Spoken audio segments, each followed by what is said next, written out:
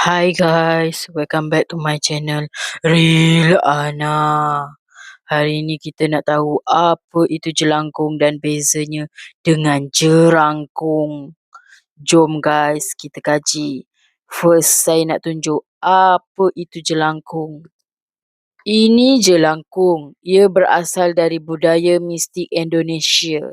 Jelangkung biasanya digambarkan sebagai patung atau boneka ringkas yang diperbuat daripada batang kayu, tempurung kelapa, kain dan benang. Ia berfungsi untuk medium roh, menumpang dan berkomunikasi. Biasanya digunakan untuk tanya soalan dan minta petunjuk. Ini pula jerangkung guys. Dulu masa sekolah, saya tengok cerita ni. Saya takut guys. Nak pergi ke toilet pun minta berteman guys. Kalau guys nak tahu cerita apa tu, guys boleh tengok cerita hantu lama yang bertajuk Hantu Jerangkung guys. Okay guys, kita sambung dengan apa itu jerangkung pula.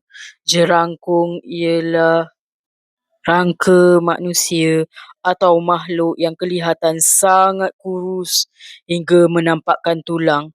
Berasal dari bahasa Melayu, dikenali dengan cerita seram, hantu atau makhluk berbentuk rangka.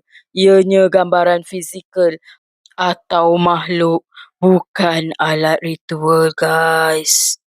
Guys, itu sajalah perbezaan antara jelangkung dan jerangkung guys. Okay guys, kalau nak tahu apa lagi pasal jelangkung, stay tune guys. Bye, jangan lupa komen, like, subscribe dan share guys. Bye.